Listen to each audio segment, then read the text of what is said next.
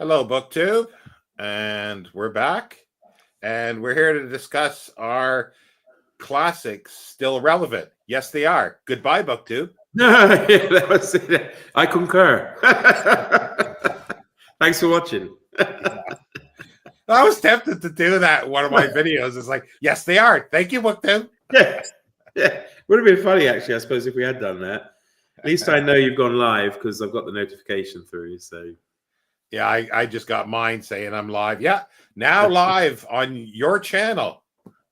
it's nice that YouTube gives you validation that you're actually still alive. So Yeah. is anyone actually watching, or are we? Yeah, well, I was going to say 6, now 5, and watch it drop. 4, 3, 2, 1. 6, now 6 again.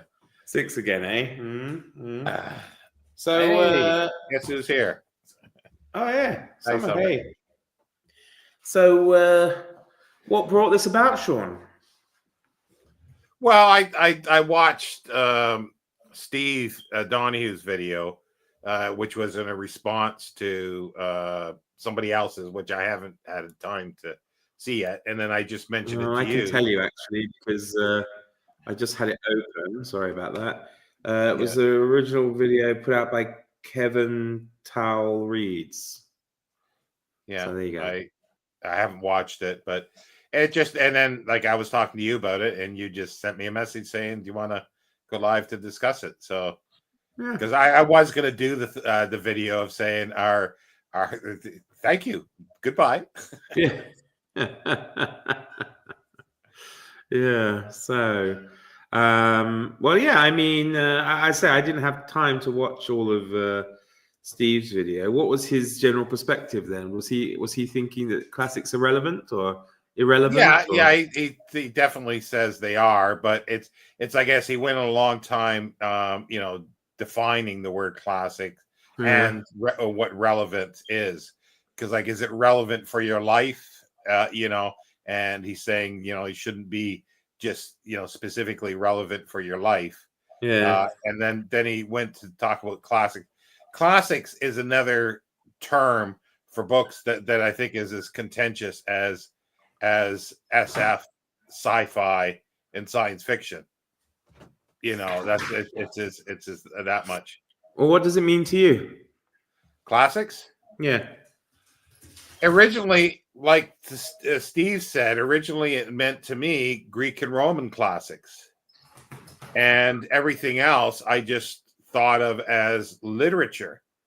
And and I never really thought of like anything in the 20th century as literature per se. But again, it's there was literary stuff, but I always thought the literature, like but now it's classics but then people call classics something that's like 20 years old, and it's like, to me, that's not a classic.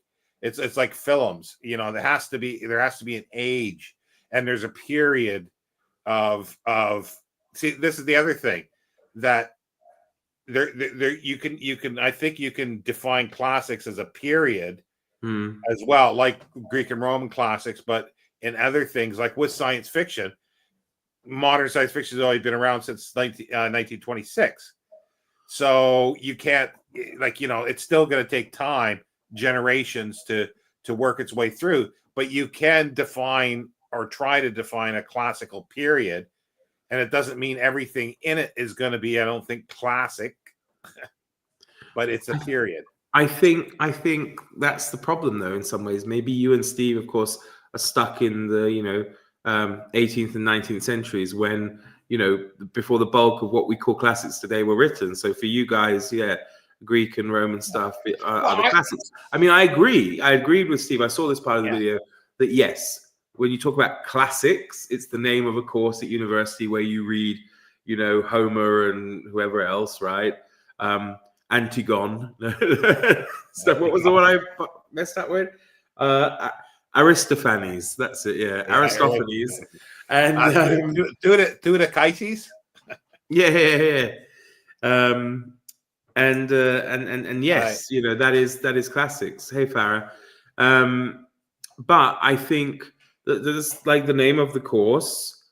Whereas I think of it as more classical literature. I think of Greek and Roman stuff, and then classics. I think is more. It's more maybe even subjective, isn't it? I mean, for some people, because Well, I think people lump in stuff yeah. because it's old. It's called a classic, where it's not actually a classic, probably in terms of it being, enduring, really, or particularly relevant. I'm Yeah. sure a lot of classics, books labeled classics, are not relevant at all Yeah. today. I want to interject though. I did Yeah. say I used to think this way. Yeah. So I don't quite now anymore, but I do think that it does have to have several generations for it to be around and then be relevant in quotation marks Yeah. for each of those generations. Yeah. Yeah. I mean, they're relevant in the sense that they're relevant to the study of the time. They're relevant to the study of the topic. Exactly. So, if you take science fiction, because obviously I'm a huge expert on this, right? But there are going to be things termed classic because they are vital and important to the formation of the genre. Yeah. Well, and the other thing is too, it's like Steve talked about a lot of stuff that's just basically, I can't remember exact words he was saying, but he was just saying it's all dross, like a lot of stuff that's come out in the last 20 or 30 years. Yeah. But the thing is, they were popular at the time. Yeah. And the thing is, if you're studying that period of fiction, you're going to look at those. So there's different ways of looking at stuff. Yeah. And in 100 years, you could call that sort of the classical period. I don't know if that's maybe a little iffy, but it's like for science fiction, as you say, because if you want to study the beginnings of science fiction, which would be under classical science fiction, it doesn't mean everything's going to be great and it's held up.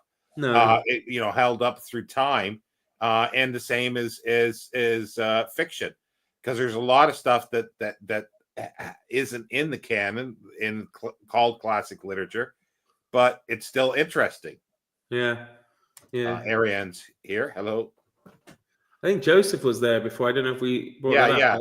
He said his promises to be. I sort of waved, I think, and put it out. I was too busy going off on one. But yeah, I know he mentioned like Louis L'Amour, right? Yeah. That someone would. But it's a case of he's an example, right? He's just an example, a classic example of the Western genre, right? So obviously, Louis L'Amour is not a classic work of literature, but you cannot have a discussion about Westerns without mentioning Louis L'Amour. So he is a classic example of a particular genre, and it could be in 100 years they might class him as a classic of Westerns, but it's too soon. It's like I'm doing some videos. I'm gonna promote myself here. I've been doing videos. I call it the vintage science fiction eye candy. It's like what I call vintage paperbacks. And I watched somebody else that said they had vintage paperbacks, and she was saying that anything 2005 and before is vintage. And I'm going, how? Because again, it's the kind of thing where sometimes when you look at different things other than just literature, like films, you can't have there is a period that's called classic films, and then after that it's different. There's a big change in the styles. So are those still, is that like anything from the 70s, even though we're getting on in time, is that still classic film? But I don't think it is, because I think it needs a different definition. Yeah. Because they're very different. That's the thing, isn't it? It's like, how long does it take for something to be a classic? You hear phrases like, oh, such and such is an instant classic, which I could kind of get behind that with some specific examples, probably. Maybe not necessarily with books, but certainly with some films, you can get a feeling that, yeah, I could see that being an instant classic. But like, yeah, how much time has to pass before something is considered a classic? It's Well, like an antique, isn't it? yeah, There's a definition of when something becomes an antique. yeah. Well, it's 100 years, so Hmm. basically, and I think anything, if it's within living memory, I don't think it can be a classic, basically, or it's You very don't agree difficult. with the epithet modern classic? Well, see what define modern. Modern means something that's pre 20th century in Hmm. one ways, or Hmm. then you got modernist, modern like fiction and stuff like that. So it's again, you got to define these things because you can't just use the terms, because people will see it differently, and especially now on YouTube and everything, you just, like I say, people are calling something vintage that is 20 years old. And Hmm. how, like, by any stretch of the imagination, how can that be vintage when it's 20 years old? I just don't Yeah. understand it. But you see, that's the thing. People say this on YouTube like this, and there's some people that sit at the feet of these people and look up and bow down to them and whatever they say. Yeah. It's like, they don't use the correct terms for something. They create new terms, or they're using the wrong terms for something. Mm. And it's like, well, there was a meaning for this word, but now it gets all muddled up because people will start reusing it in a completely different way and in a wrong way of what it was. But then after a while, it becomes the norm and the correct way. Well, I do think that's endemic in BookTube, though. This Yeah. misappropriating or misusing terminology and Yeah. things like that, and throwing various, in bracket, in commas, technical terms around willy nilly, trying to kind of look, maybe more intelligent. Well, trope is one. Ah, Trope. Yeah. yeah. Tropes. And it's just Mhm, all sorts of stuff like that. It's mhm. and even the technical terms for parts of books. Yeah, I watch this stuff and go, what? That's not what it's called. yeah, But it's the popular view of it. It's like something that really bugs Steve, and it does me a little bit. People will call an omnibus a bind up. yeah, Like that's in common usage. They yeah, mean an omnibus. yeah. So, The term willy well, nilly is I awesome. have, I am rather vintage in many ways. I'm like a fine vintage. Yeah, no, I understand that. I mean, I hadn't heard of Bind Up before Yeah, I I did. came to BookTube. So, Neither did I. And I know what people sort of mean now. But it's like other things that people make up a name for a part of a book, and they uh, don't use. There are proper names for this, and it's the same as booksellers now. Like there used to be a thing. There used to be a standard of how you described condition, yeah, yeah, and um each category had a meaning to it. yeah. Now that's all thrown out the window, and they say new or as new, and I'm Mm, going, well, that's a state. That is not condition. A new book can be trashed. How many times have you received a new book that nobody's read and it's damaged? That doesn't mean it's in perfect shape. yeah. So it's these terms, and it really, like, it was bugging me before the internet. This stuff was happening. Now it's just exploded with Hmm. terms, Yeah, because people will use these terms. They hear something and they make up their own. They think this is how I define it, and I'm going, fair enough, but they're words have meaning, and there's a reason for those meanings. But mm. and again, words do change in meaning over time, and that's always been that way. But it seems like with with this kind of thing, with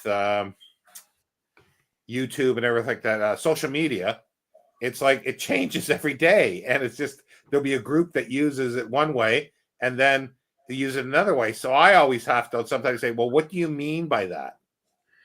Do you What's your think? definition?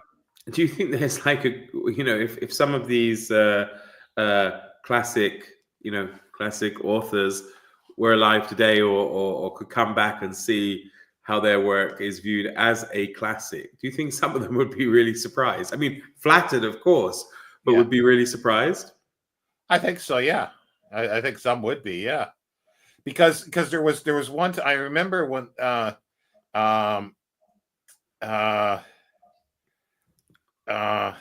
get to that in a second, Scotty. I've lost the train of thought. Anyway, we'll go to Scotty thing. You just Googled antique. Yeah, 100 years that stayed, but vintage at 22. That's just that's insane. That's mad. That's mad. Yeah. I don't know. I think I think it's quite funny because a lot of the time, well, I don't know. Look at it like this, right? We know. Let's take an author. Let's take Haggard, for example, right? Now, King Solomon's Mines, classics of the adventure genre. Yeah. Are they literary classics? That's only in so much as they founded, if you like, or established a new genre, a new genre, basically. Yeah, but that's the thing. It's like people have argued that they are like literary stuff because they actually dealt more with reality, like some science fiction and fantasy have dealt more with reality than the so-called literature, that didn't deal with reality, you know, even though it's fantasy and it's fictitious all completely. These are things that are dealing with the people who are reading it can identify with. But they're the only two books most people can name, if they can name two books by H. Rider Haggard, and yet he wrote a ton, and they all exist today. They're not lost. It's interesting. When you pull one out, when you pull out Eric Bright Eyes, for example, is it de facto classic because it's old and it was written by H. Rider Haggard, who wrote two classic examples of a particular genre in literature? Well, that's where I think that classics can have different meanings. I think because you could have the meaning of that you want it a literary way, or it's a period like vintage. Yeah. And I don't agree with the 22 year, but and to me, a classical period has to be several, like at least a generation or two. The problem there is, again, the terminology, because to me, as soon as you say classical period, I'm in Greece and Rome. Yeah. If you say classic period, then I get it. Okay, well, classic period then. But yeah, it's like people will go on, and I've had arguments. People are calling, like for film, they call Star Wars a classic film. It's not, because how many people are alive today that saw those films? And isn't that when it is, it can be used in that subjective way where people decide for themselves what's a classic, because we throw the term around. It's like when someone says, shall we watch Star Wars tonight? It's like, oh yeah, classic. It's because whatever you think about Star Wars, I know you're not a fan, its influence. Oh, it's influence, but it's like, I don't think it's old enough to be classed as a classic. You see, to me, classic films, like, they have pushed it up into the 60s now, some, but it used to be pre-1960 were classics, because it was a long enough period, like that people, were either dying that were living at that time, or now, are, not everybody that are dead, but it's an old enough period that they've stayed around, and it's also a style. And when you think of films, like, because after a certain period, everything changed. It's like science fiction.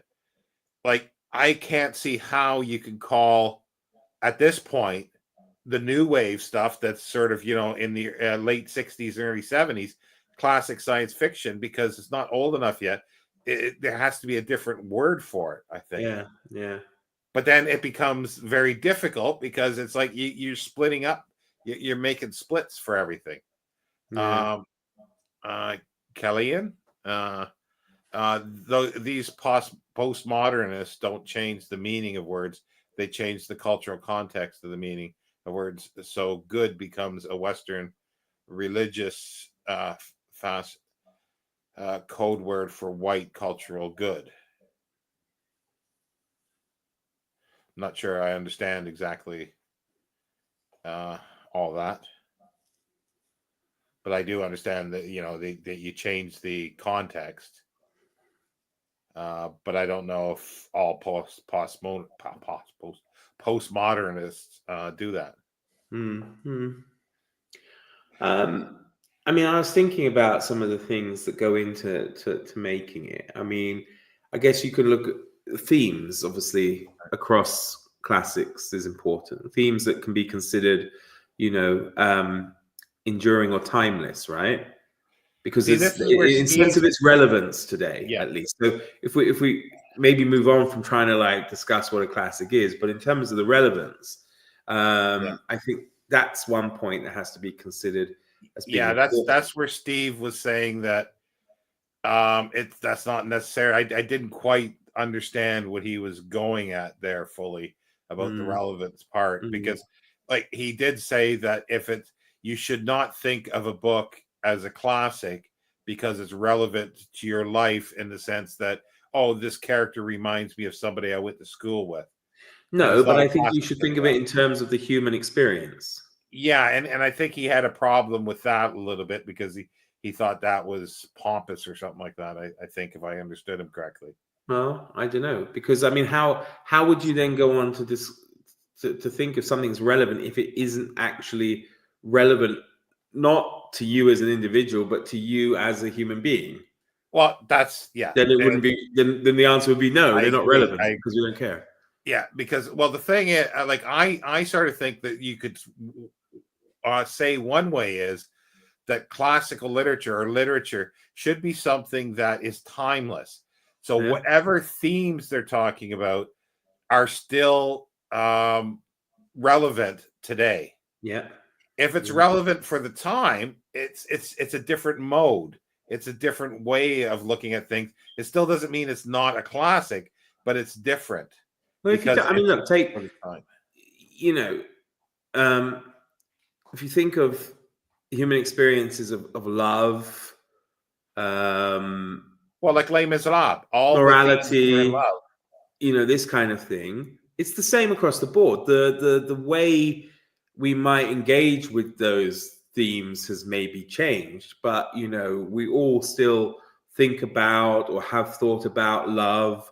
We all think about whether we're good people or bad people. We have ambitions, we have desires, we have all those kind of things going on, which people have always had. It's part of the human condition. So in that sense, it can be relevant. Maybe not, of course, necessarily as like classical morality tales or something like that, but it still means that we can identify with these people who lived 100, 200, 300 years ago, right? And well, the other thing is, and when they do have that, do you bring into the picture of how good the writing is or how bad the writing is? Well, I think this is what I think. It's a combination of all these different things. It's like, probably, if you like, there could be a checklist of different points, and if a book ticks one or two or maybe even one box, it can be classified as a classic. Well, and I think that ones that have endured for centuries are ones that tick all these kind of boxes.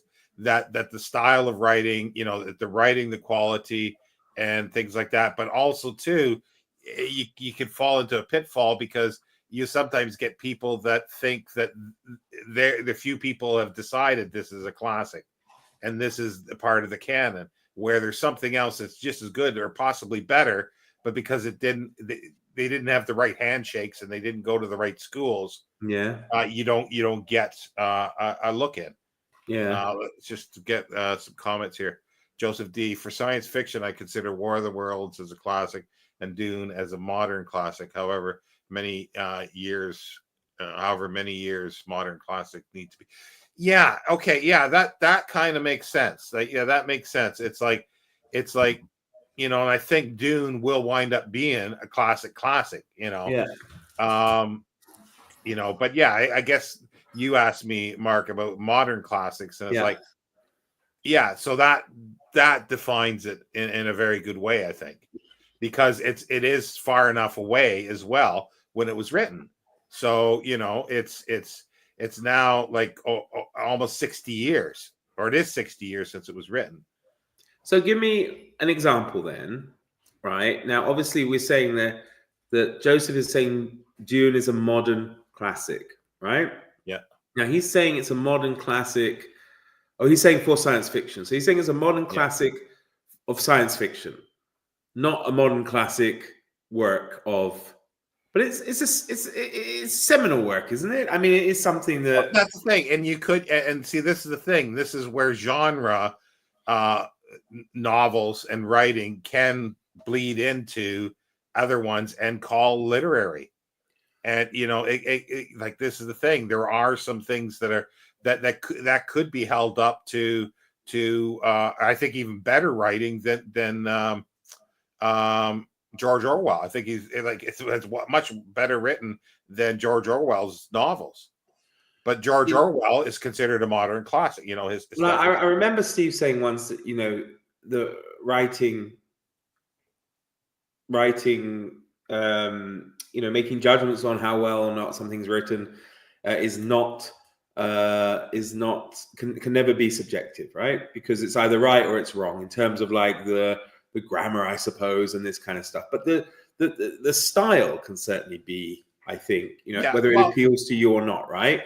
And I'm thinking, and this is what I want to put to you, Sean, is I wrote down a few notes of what things I thought might make something. Before you do that, can we catch up on the? Sure. Yeah. But I want to come back to Dune. That's why I was okay. wanting to. I would say titles like Three Men in a Boat, Dracula, Three Men in a Boat, or no, I think they made a mistake. If you look down, they've corrected themselves after they feel relevant but more specific language, in my opinion. Three Men in a Boat, Dracula, Christmas Carol. Alex is obviously someone of sublime taste, frankly. Couldn't agree more. Man in High Castle is science fiction, and an example of historical revisionism is Inglourious Bastards or Brigadoon sci-fi. Bridgerton. Or Bridgerton. Okay. Yeah. I don't know Bridgerton. So to name three favorites of a story, characters that are relatable to in the Penguin Classics paperbacks, I guess ultimately what you enjoy. Okay, yeah. So go ahead. You were. Oh yeah, sorry. No, you paused for a second. I don't know if that showed on just my place or on the video. Oh, okay. Yeah. So okay, going back to Dune, right? So if we took the first thing I thought of, that it follows through timeless themes, can we tick that box? Love. Yeah. Struggle, ambition. Yeah. Okay. Yeah. How does it work in terms of its influence on its genre or on the literary world, would you say, in your opinion? Well, on the genre, big time. Yeah. But also other genre on ecological fiction. Yeah. It had a big so I think it had on mainstream fiction. I don't know. I don't think it had a huge influence that I can see. But I don't know. I don't know, like when it came out, whether it was in like the book charts, because I mean, they generally don't break down things like the Sunday Times list into science fiction and this kind of stuff, do they? So it's either number one for weeks. It's going to have some impact, isn't it, on the wider, when people go, oh, what's this? Yeah, it wasn't an immediate success either. Right, that's okay. the thing. But something else could be like that, I suppose. Yeah. What about the quality of the or its literary merit in terms of the craftsmanship of its writing style and things like that? Well, I've always attended that it's the closest thing that you can get, or almost the closest thing in science fiction to literature. To literature, yes. But yeah, it's very well written, and the thing is too that it's complex. Like it's the plot and everything, and if you couldn't write it, if it wasn't written well, that you wouldn't be able to get all that complexity across. So that lends to the quality of writing, in my opinion. Yeah. In your opinion, so we're ticking these three of these boxes in your opinion to what at least could probably be a classic. Its cultural significance is high. Yeah. Well, in what type of culture? That's the thing. And what, well, again, you can narrow it down to science fiction and and also too, it made people aware of ecology as well. So that actually, and it sort of was, it was something that was happening at the time. But I think Dune helped push that forward too. Yeah. Mm-hmm. And it became a cult book as well. Like, so there's a cultural, like younger people, university and things like that. So I think, it had a certain cultural importance. But you see, that's the thing. You could get another book that has a different cultural importance. So which one's higher, Yeah. And I think another thing, that shows kind of the relevance of classics as well is how are they, how do they, what's their legacy? How are they adaptable and stuff? And I would say, as I say, never read it, but I do know that there are several Dune films, television series. Yeah. I don't know if there are any particular reinterpretations of Dune. Are there that someone kind of? It's probably too. Well, National Lampoons did a Dune spoof. Yeah. So that became in popular culture there. Yeah. And I think a lot of people have copied it in the genre by the world building type thing, or try to do it. Yeah.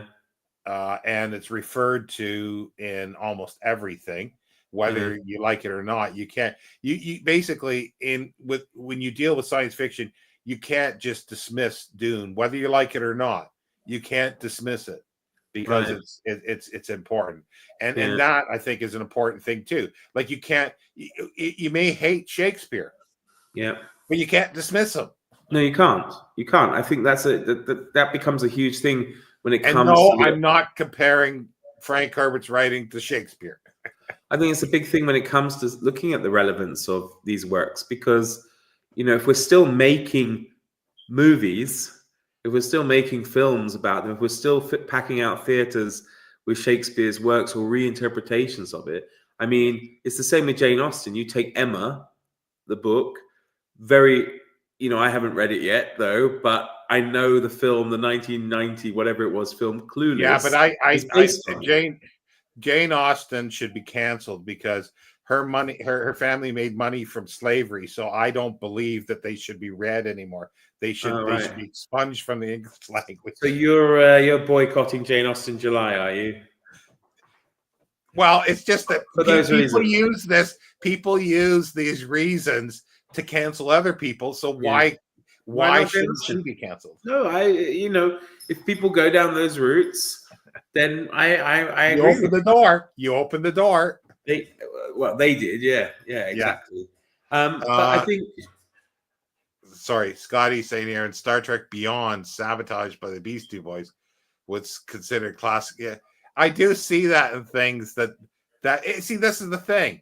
What we call the ancient world covers, what period up until 500 AD-ish, but in 10,000 years from now, if humanity is still around, we're going to be part of ancient history, Yeah. What are YouTube videos?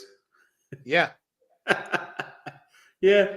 So that's the thing, and if they use classical music in classical in that sense for music, that it's a period, then yeah, all rock music, Beastie Boys as well as Spice Girls and everything are going to be considered classical music. I think honestly, I think people just run with whatever survives time. Yeah. I mean, there's a film in the '90s called Demolition Man, where Sylvester Stallone gets like frozen, and then he's brought back to fight with a criminal, in the future. And at that time, the only music they listened to are radio commercial jingles, Yeah. right? So yeah, Well, see this thing like in sort of a lot of people that have been writing over the last 20 years about science fiction way in the future, they lived through the 90s and 80s, these people that are writing it. So they make everybody there looking back at the 1990s or the 80s as a classical period. And it's like, it's a bit false because they're just inserting this. But yeah, there could be something that'll happen. It's like right now in fashion. No, I don't know about right now, but at times, people they reinterpret stuff. They bring back 1920s fashion, and it was considered horrible for however long, and then all of a sudden becomes popular again. And so there's that aspect of cultural thing, but I guess and this is the thing, the word classic has changed so much in the meaning, and it is still changing, I think. What does Farah say? It's amazing to me to think that many of these authors never fully realized what a profound impact their work would have on readers in the future. Yeah, and see, this is the thing. Some and some died. Some did. What? I think some did as well. Yeah. Some thought, this is going to be. but look at Hugh Walpole that we read last year. Mm-hmm. He was immensely popular at the time. He realized, he got the money from it. Today, no, yeah. I love his stuff, but the thing is, it's like he's the opposite, where he realized the potential of his writing and then forgotten. So what's better to be a writer? To actually recoup the money while you're living and actually living well, or being a starving artist and then 100 years where somebody else is recouping it? Well, yeah, I know maybe both though. Maybe both. But look at Dracula, with Richard Marsh's The Beetle, right? I think it outsold Dracula, I don't know, 5-1 or something. Don't quote me on that, but I remember reading it was far more popular when it was actually released. Yeah, well, it's always almost nobody's heard of it now or reads it anyway. Well, it's like in the early 1800s, there was I'm trying to think of his name now. Poet Bloomfield, I think Bloomfield. Mm-hmm. But anyway, he sold thousands and thousands of copies of books. Nobody knows him, or hardly anybody knows him now. Yeah. Everybody remembers John Keats and all this kind of stuff, all the romantic poets, and they hardly sold anything. Yeah. Scotty says, Steve Donahue already considers me to be part of the ancient world. TCM did a retrospective of the movie Giant as a model of 1950s cultural mores, pointing out Elizabeth Taylor's feminist identity as controversial. Was she, though? Who decides? Yeah. It's an interesting question, that who decides one there. Yeah, that's the thing. Yeah, because that's why I say, like there was a video that Tom Shippey did, who's a Tolkien scholar and everything. I shared the video, and he talks about how that's where he's saying that the fantasy stuff has more relevance to people than these drawing room dramas and stuff. He didn't use those words, but it's that type of thing. And there, people are they were snobbish, and they were saying, "Oh, this," and like he went to, what was it, Oxford or Cambridge, and they found Astounding magazines, or like one of his advisors, and then they refused to put him forward for, I think, graduate work, even though he was in the top like 6 people of his year. Yeah. Because he read crap, in other words, science fiction. He wasn't worthy. Yeah. So you do get that, and that's the thing. But the thing is, but by saying Giant as a model of 1950s cultural mores, I don't think it's a great film myself, but I agree with that. It does show that kind of stuff through it, but then going to say Elizabeth Taylor's feminist identities as controversial, yeah, that goes maybe a little too far. Yeah. Does the author decide, or society? I think, well, some authors try to decide, but it's going to be ultimately society and posterity in time. Yeah, but is it even really society? Because, if it was, I mean, look, how popular are classics, right? Really, like in terms of the books, derivative works, fine. Yeah, they're always used in Hollywood and films and stuff. But, society doesn't collectively necessarily think of it. It's certain groups or people in society that determine it. Yeah, they do. It's well, like the Steve Donahues in their ilk, probably. The critics, people like that, maybe, that have more impact on it than the general populace. Yeah, because that's the thing. You look at BookTube, which probably has, or YouTube in general, but reading books, and you watch the majority of people reading classics, they have no use for them. Like there was this, we were reading this stuff, the reviews on Goodreads, classic books like, Les Miserables, and like there was this one video, this woman talking about she finally read, Don Quixote, and it took her a long time, and she just thought it was the most drivel and everything in her life. And that probably is the majority of people. Now, why is that? Is it because somebody is saying this is good and you should be reading it, and it's not really good? Like, I differ. I question some of that stuff. I question Jane Austen as being good myself, but I don't question Don Quixote or Les Miserables. I don't question those. I question a few others, but they're sort of picking. I pick and choose, and there's reasons why, and it's not just willy-nilly. There's reasons why I say these things, because any book that is a one-track mind and constantly on every page, and that's all that's happening, to me, should not be a classic. It's like you have, well, I mean, in the way that these are supposed to be. Like, and I compared like Jane Austen to a book of having some teenagers, 18, talking about rebuilding a car. And this is all they talk about. They don't go to the toilet. They don't have a pee. They don't have a poop. They don't speak to anybody else. And when they do speak to somebody, it's always about cars. If you love cars, that might be enjoyable, but is this something that should be handed down for that? And Jane Austen is just, especially in Sense and Sensibility, how many times on the page, every page, do they talk about the one thing, money and getting married? They have you can't deny that those are in themselves, though, timeless themes that have relevance to us today. Yeah, but the thing is, no, but even those people who thought of that still had to go to have a pee, ate food, spoke to their family. They're supposed to be younger sisters, and they don't even show up. They're there apparently, but they're not there. And these are the types of things these are the reasons why I question some of this stuff.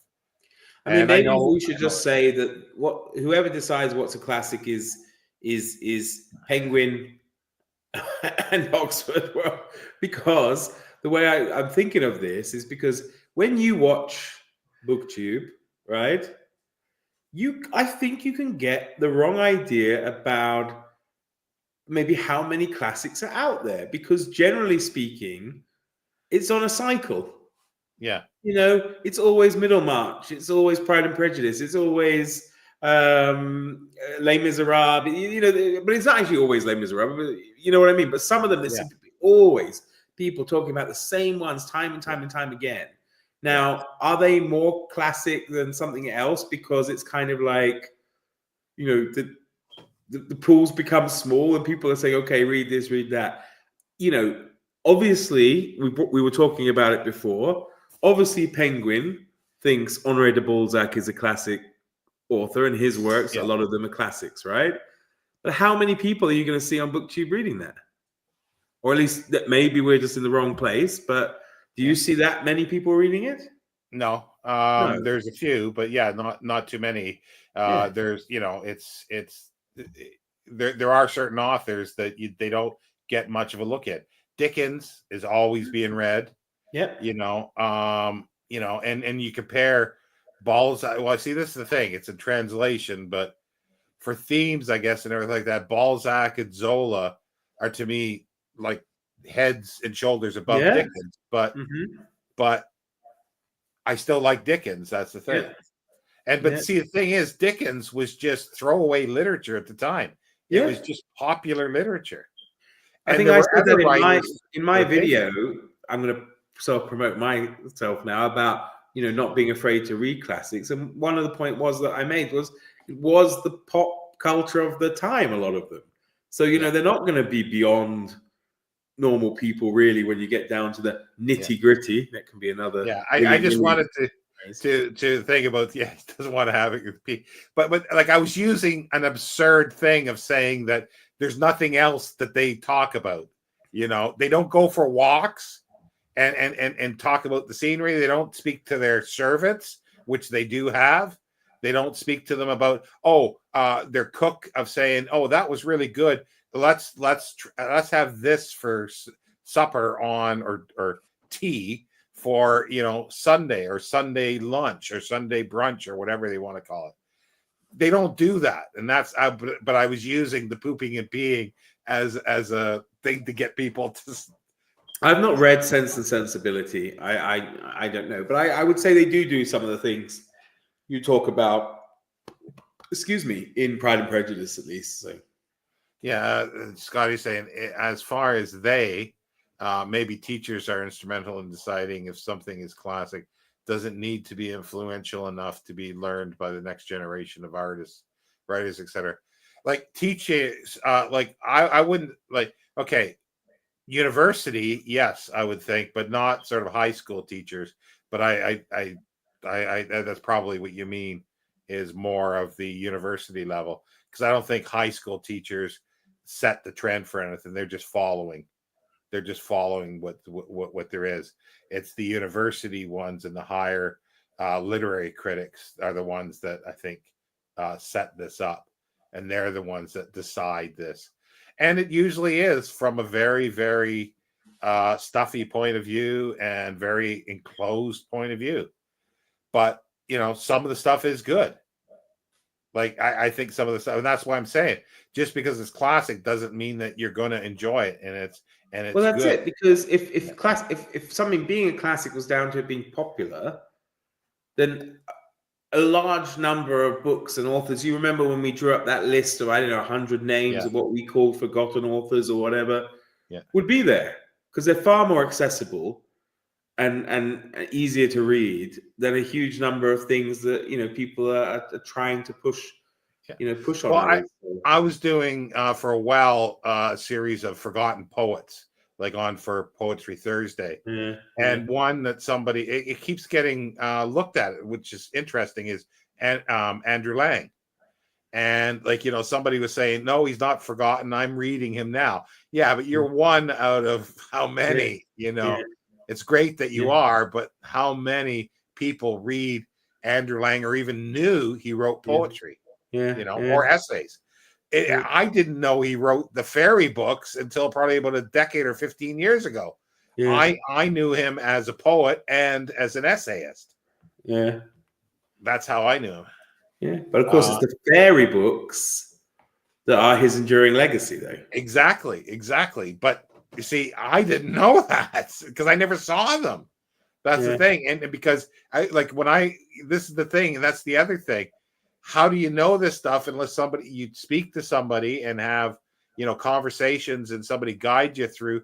Scott Danielson and I were talking about this with science fiction. Like, I really didn't have anybody. And I just went to the bookshelves in the store. Like, the libraries didn't really have a lot of stuff. Librarians didn't know anything. I wouldn't ask them. And so I went to the bookshops and just pulled stuff off and go, oh, that looks interesting. I'll buy that. It's cheap enough.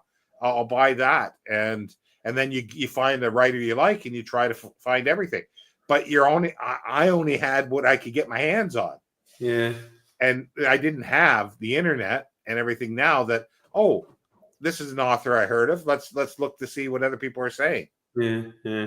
People have that great. I mean, it's a good thing. It's a good thing we can't individually decide. I mean, for ourselves we can, but we can't set the limits of what's a classic ourselves because, if it was me, it would come down more to how much fun I had reading the book. It's how I rate even on Goodreads, right? I could care less actually about its literary merit for anything, frankly. I almost think, unless it's something particularly striking and beautiful within the writing, poetry is different, but I think in prose, I can be like, okay, yeah, that's nice. And maybe occasionally I'll say on my video, yeah, the writing style was really nice. Generally, if I can read it, it's accessible. That's what I care about. I would have, Edgar Wallace would be plastered all over the place, or I don't know, R. Austin Freeman, or whoever. Summer, I've read everything that Jane Austen has written. Like I've read, well, I guess probably some letters and stuff that have been published since, but I've read all the novels, the juvenile stuff, and all that kind of stuff. And I want to reread it. I want to reassess it. But when I started with Sense and Sensibility, I couldn't get through it. So I have to try again. I've got all the stuff in Oxford World Classics. But I have read it. But you're not denying that Austen's should be a classic, though. I mean, the theme. The themes, the enduring influence it has today on people, the cultural merit. But see, the thing is, I think there's ones that were written then and before that should be, because I think they're better because they're more rounded. You see, I don't think her stuff is very rounded. And to me, to be a classic in that way, it has to be rounded. And that's why I say it has to have this other stuff in. And she doesn't. Like, there is a little bit, as you say, Summer, in some of the other ones, but it's not that much. It's still one track mind. And that's the one thing that Thomas Hardy, I don't really care for Thomas Hardy, because all it is like I do want to reread some of his stuff, but I've always felt from memory is that he just wants to brutalize these characters and put, okay, here's hardships. No, let's put some more on. Oh, your back's breaking. Let's put some more on. Let's put some more. And like he wants to put so much on. And it's like, he's a one-trick pony. So it's not very rounded. It's not nuanced. It's not anything like that, or at least that my memory is. That's the thing. It's a long time since I read him. So those are the reasons why I question some of this stuff. But things like Don Quixote, I think, is more rounded because there's so much in there.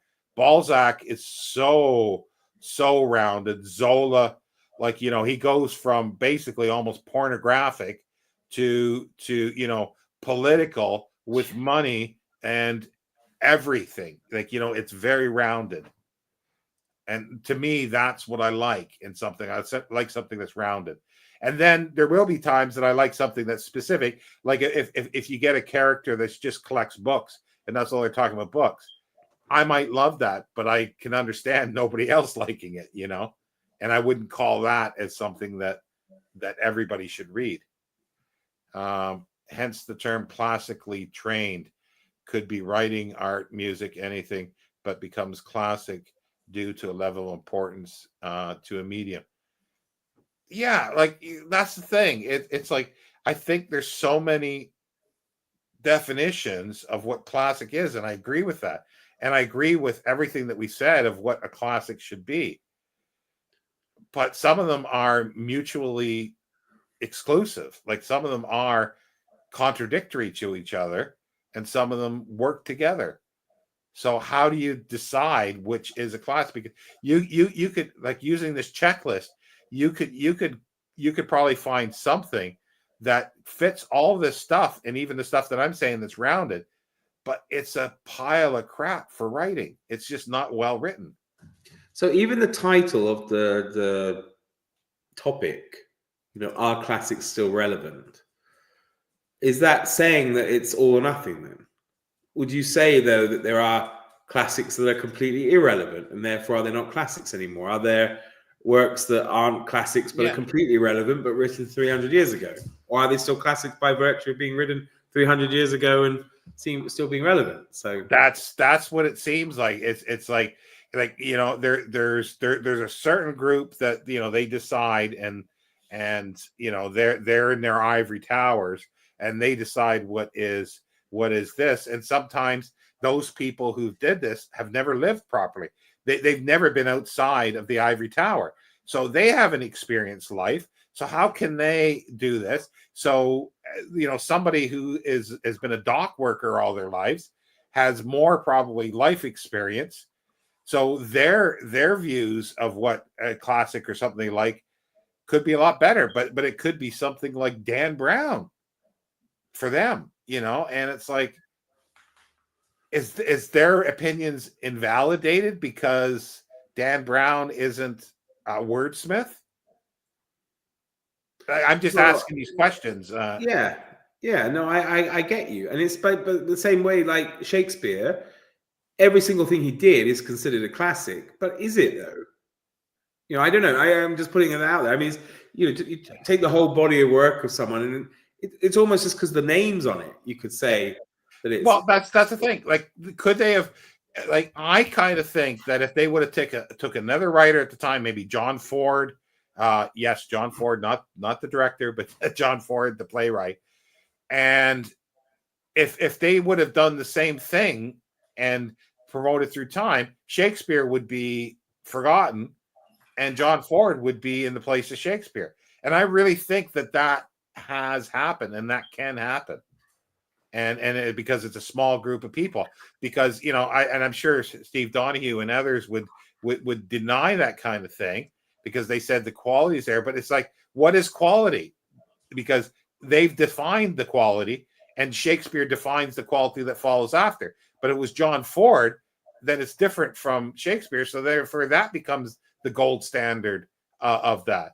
And if you push something long enough, it will stick, I think. It's very boring if you just label something a classic because of the way it's written. Isn't it? Well, that's what I mean. I think there's so much to it. But the thing is, like, what I'm saying is that you could hit everything else, but it could be badly written. So is it still a classic? Yeah. Or it could be really well written, but it doesn't have any of that other stuff. Is that a classic? Well, that's it. I mean, surely even people like, Steve or whoever, if they look at Shakespeare, they're going to have to acknowledge that there are going to be varying degrees of, I mean, I can't believe everything is amazing. I mean, I've read a lot, but I've not read everything. Yeah.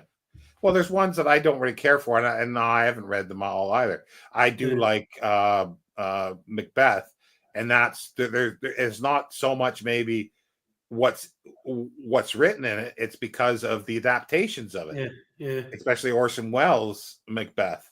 Yeah. That is, I think, a masterpiece. I mean, I'm curious, with exceptions of people like Shakespeare. If you did, I might have to go through that Penguin Classics big book here.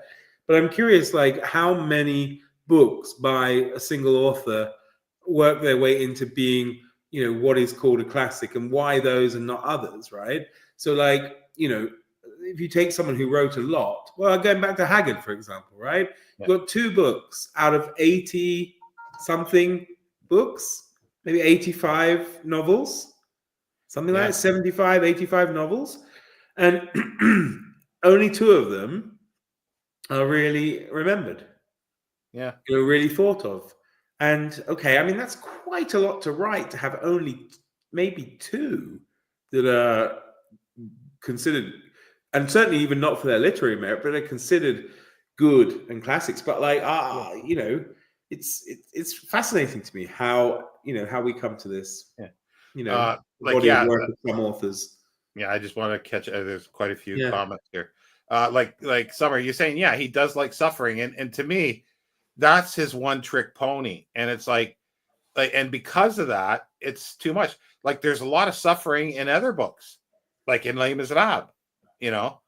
Uh, but but it's not in the same way as this. It's yeah. tempered differently, and there's other things that are happening. It's Lost not Illusions too. just Quite a lot of what. Lost Illusions too. Quite a lot of Yeah, suffering. yeah. Well, wait till you read the second one. Uh, it's excellent. Don Quixote is on repeat, constantly messing up your miscommunications. In its defense, I didn't get too far because it was just one calamity after another. Yeah, but there was calamities, but there's more things that are happening, and it wasn't just about the calamities. I don't like, to me, I didn't think it was. But that's fair enough to say. I think, yeah, and that's you could maybe argue the same thing. For all Shakespeare's oft quoted phrases in Hamlet, is it as timeless as Aeschylus, Aristea? The closer to myth, the more classic. Dune is classic, but because of foundation. Yeah, that's a good point. I was going to say, how would you say Aeschylus? The wrong, Aeschylus, Aeschylus, yeah, maybe. and Aristea, Aristea. I don't know. I'm trying to figure out a way of saying it wrong. Once a classic, always a classic. No, that's the thing, because especially now people are. That's why I said Jane Austen should be canceled, because people are doing that with writers.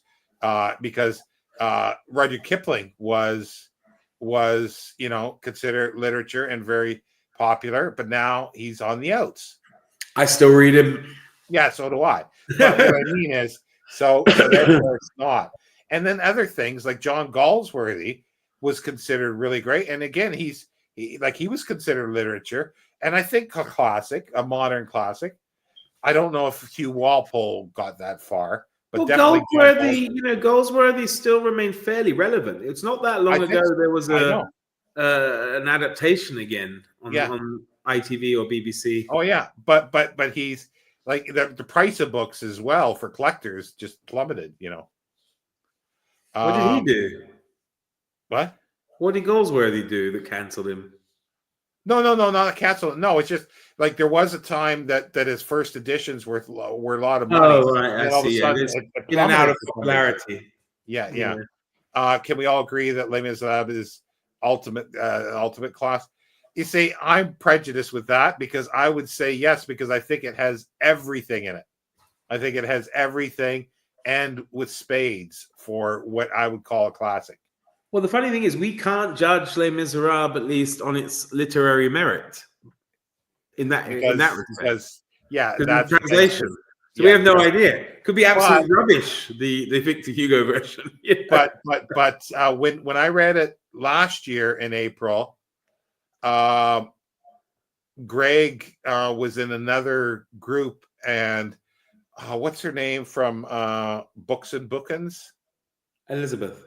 Yeah, she read it in the original French. Yeah, and Greg was from Another Bibliophile Reads was saying that she thought it was well written, and it was very easy to read as well in the French. Yeah. So that's the closest that I can get, because I don't know anybody else that's ever read it in French. Yeah. I haven't read it yet, Summer, but hopefully do better than Notre Dame. Well, I'm reading it again in April, so if you want to join us, here's what I say: a classic must be, 1, at least 100 years old, and 2, still influential. It's just as good of a definition as anything else. I think it's valid. I think it works. I think it works. Yeah, but like again, you can find relevance in any of them, really. Yeah, but Pretty much. yeah, and that's the thing, and that opens up and that makes it broader. That makes it broader because if it's 100 years old, doing a 60 years this year, that's getting age, and it's still. And is it partially because of it will be because of the movies and Brian Herbert and Kevin J. Anderson, finished the saga and wrote 15 other novels, that were sort of prequels and stuff. All that sort of creates to the Dune universe. Galsworthy's, I agree. I haven't read him in a long time. I want to reread him, and I really like him. Victor Hugo, ?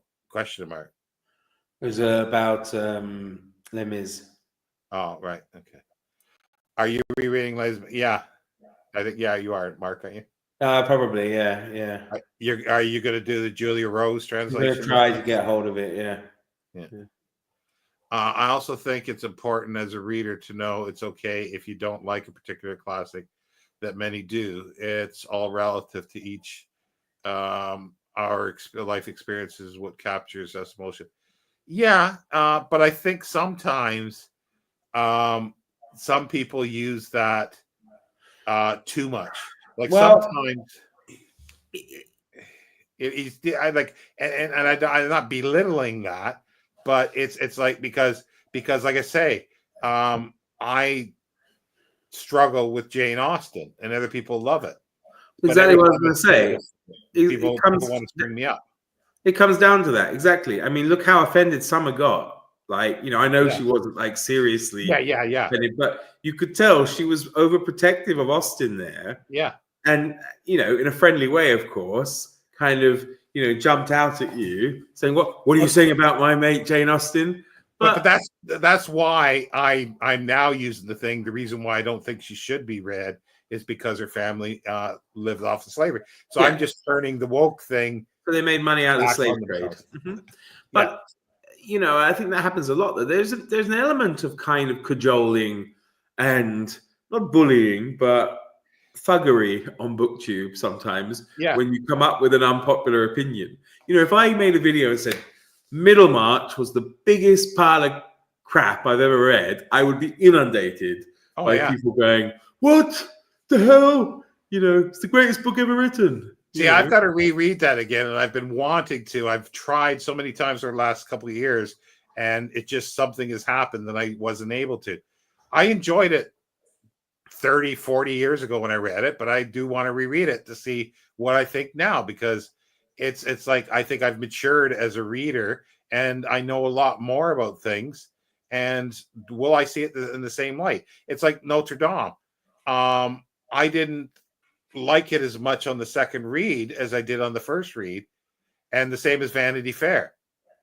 You really loved Vanity Fair. I really loved it, yeah, and I did too. The first reading of it, but I reread it. I go, no, it was good, but it didn't strike me the same way. And there's a few that do. Balzac does. You see, this is the thing. French writers do that for the most part, and the ones that I don't like, I reread, and I still don't like them. But the ones that I like them more when I reread them, and I don't know why. For the French, and I just wish I could read French to read it in the original. Alex says Three Musketeers. Yeah, because I want to read the new translation, and I have enjoyed it. That's good. Oh, you did read the new translation? Yeah. Oh, okay. I read it when we were reading it for, I don't know, what was it? It's not Spring into Adventure, something else. But I didn't know you pulled out because of the move or something. I don't remember. Oh no, influential. That's You pulled out because you couldn't find the new one. Oh, okay, maybe or something like that. Yeah, I don't remember. But sorry, Scotty, if I mixed up there. I'm not sure what happened there, but No, I influential. think it was me. It was me that said Okay. it, not you. Yeah, because but I think what Scotty said is relevant. Is two like two-part thing was relevant Two and it sides, makes sense. yeah, Sorry, two Scotty. I'm sides of just the coin, really. I would say, but hey, did Iron Maiden record a song? Yeah, they did on Dune. Yeah. I wonder if two ingredients for a classic might become a balance. Maybe it doesn't have to be so old if it is very influential. Well, Harry Potter has been influential. Will that be remembered in 50 or 60 years? Will that become a classic, even of its genre? And just because it's influential, does that mean that it will become a classic? yeah. I don't know. I don't have an answer for that. I think some yes and some no. Mm-hmm. Because I think it takes more than just being influential. No, I think it takes being relevant as well. Anyway, Sean, I am going to have to go shortly, but I know there's a couple of comments there, but I do have a question, although you may already have done it by your slating of Jane Austen, but I was going to say, if you were to take a booktube darling and knock it down a peg or two in terms of its relevance as a classic or anything like that, is there any particular work you would choose amongst the beloved books of booktube? Well, I'd have to reread it, but I've said this before. All 10 classics that are ever mentioned on booktube. Well, like Thomas Hardy stuff, definitely, Yeah, but the Stendhal's Red and the Black. But I have to reread that. right. To make sure. You don't like it. No, I didn't like it. Right. I thought it was drivel when I first read it. Because again, it's a one-track mind. It's just a one-track thing. I mean, is Stendhal booktube darling? Well, Red and the Black generally. Well, I don't know.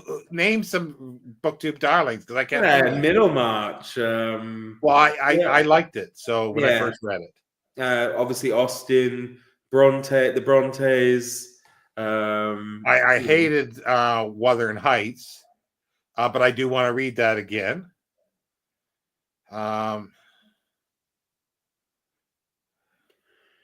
It's like the obvious ones. Why? Yeah, I can't think of it. I can't think of it now. And I ask the question. In Back to the Future, why didn't Marty McFly play Led Zeppelin? Because he didn't have the band technology relevance. I don't know.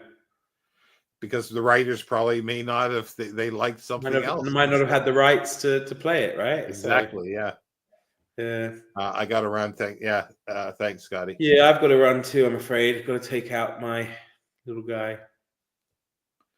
So, well, if anybody wants me to continue bloviating, you can stay around and start sending more messages or questions or comments. Yeah. Because I can stay for all night. You could do a sponsored, Yeah, this is super. What do they call it? Super thanks? Is that what they are? Like, yeah. So smash that button, and donate some money. Yeah, it's a shame Steve wasn't watching. He could have come in and talked about it with you. Now that's a classic. Oh, I like it. Her voice sets my teeth on edge. Okay, I'm sorry. I know she's loved, but she sets my teeth on edge.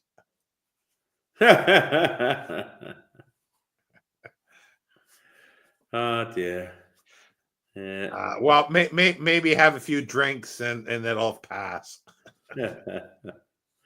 Yeah. No. All right. Well, no, I enjoyed it. Thank you, Sean. I guess, if you're going to hang around, I might be able to check back in with you, at least online when I get back. It's hard going back into the snow. Would anybody? I've been reading a sort of late 19th century, early 20th century 5-volume history of South Africa. Would anybody like to hear about that? I think what's the viewing figures? Well, it was 13, now it's 11. So yeah. Well, there you go. All right, Sean. Well, thanks for having me on. If you're going to hang around for a while, I'll say cheerio. But I'll thanks stay for everybody. a few more minutes. I'm not sure what to talk about, but All right. Well, thanks everybody. Thanks for joining in, and yeah, I'll see you guys later. Cheerio. Bye. Bye. Thanks. Yeah, you've never read Janus. You could keep it that way. That's the thing. You could just keep it that way and not and never read Jane Austen. But even though I say that, I'm going to reread. I just have to find the right time to do it. But yeah. Has anybody else read Balzac? That's here, because Mark was talking about that. Nobody seems to talk about Balzac on BookTube, other than Ariane, that I know likes Balzac, if she's still here. I don't know if anybody else has read Balzac, because I just finished this one. That was the second book to Lost Illusions. I read Spike Million's Silly Verse. Yeah. Will that become a classic? I don't know.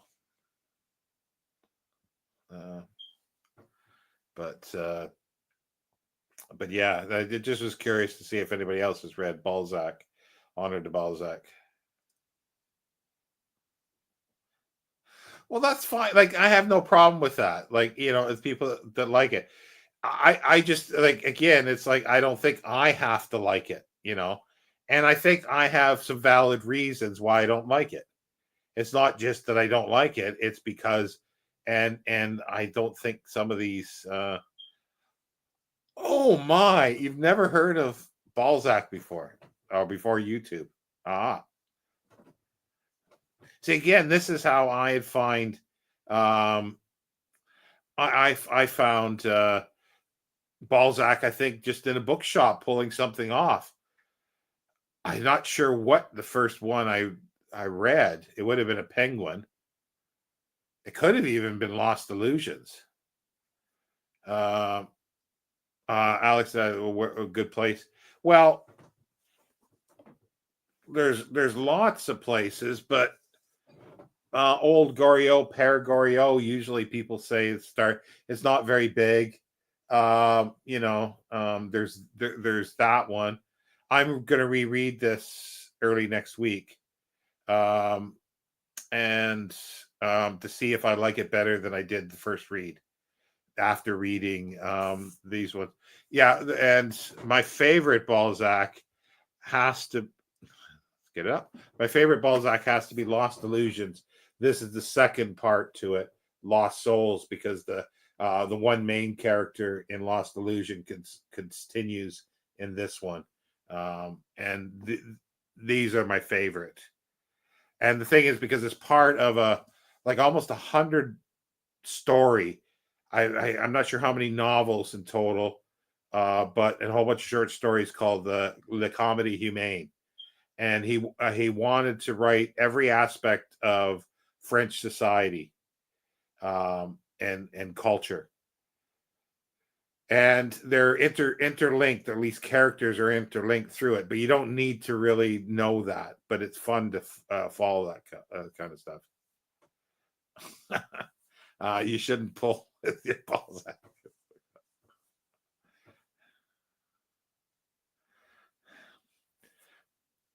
Well, I never got in trouble. I pulled Balzac off the shelf.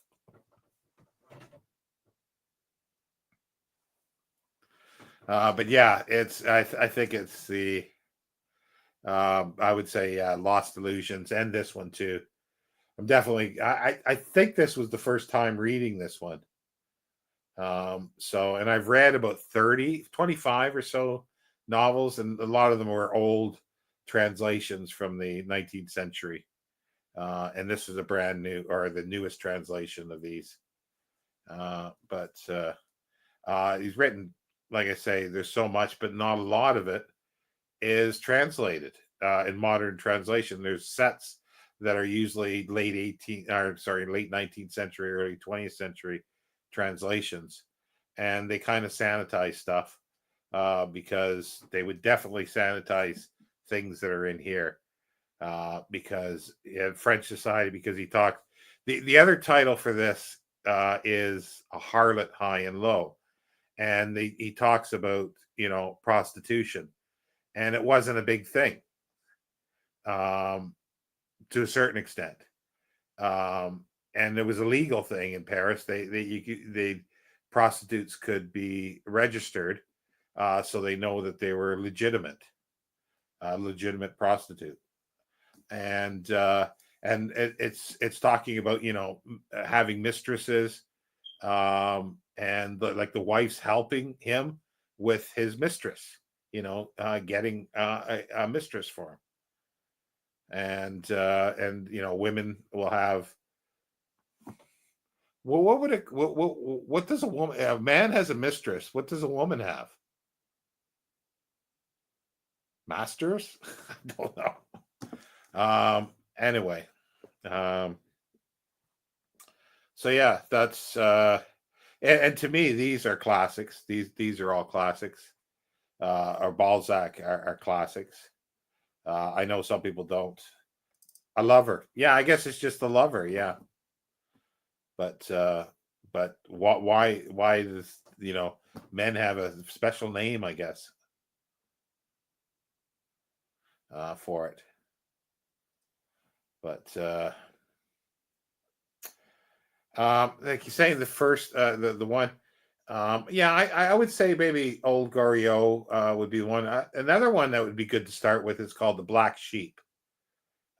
Is as I think another very good one, and it might actually be better than this one to start with. I wouldn't say um, I wouldn't say Lost Illusions would be the one to start with unless you want to get into something that's fair. It's about 550 some pages, maybe depending on the size of the book, maybe 600 pages.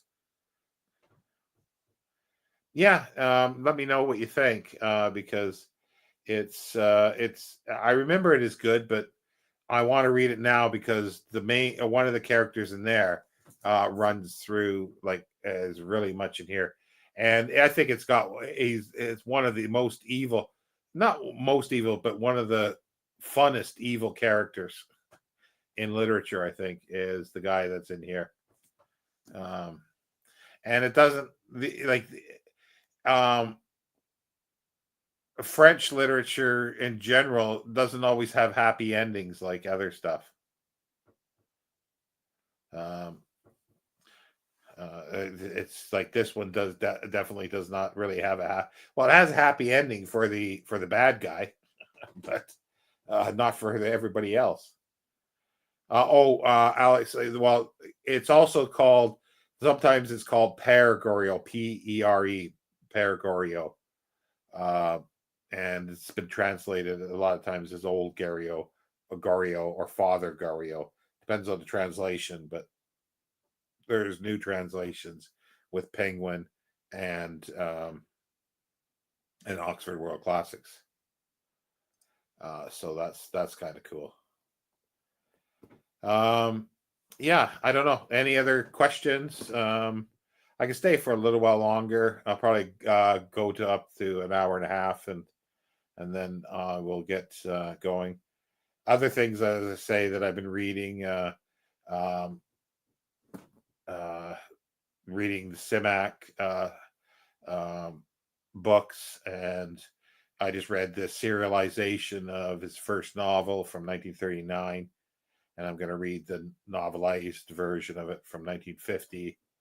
Reading the Heinlein stuff. He's a reread for me and reassessment, and I'm enjoying it so far. And as I say, I don't know why or I got back on an African kick, and I've been reading this History of Africa, 5 volumes, and it's actually good in many ways, but it's typical of the mores and prejudices of the time. But then you're surprised at some of them that are not the prejudices or mores of the time, more progressive in some ways, but in others, definitely not. So anyhow, yeah, I think I'll sort of end it there, sort of wrapping up. Mark, I don't know. I guess he probably took Elvis for a walk. I forgot if he said that or not.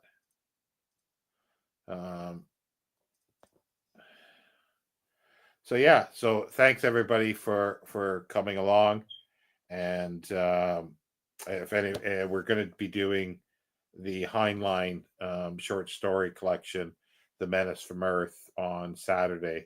We'll have a live for that. I'm not sure exactly. I know Mark Richardson's joining us or joining me, but I'm not sure if anybody else. But anyway, take care, everybody, and thank you for stopping by.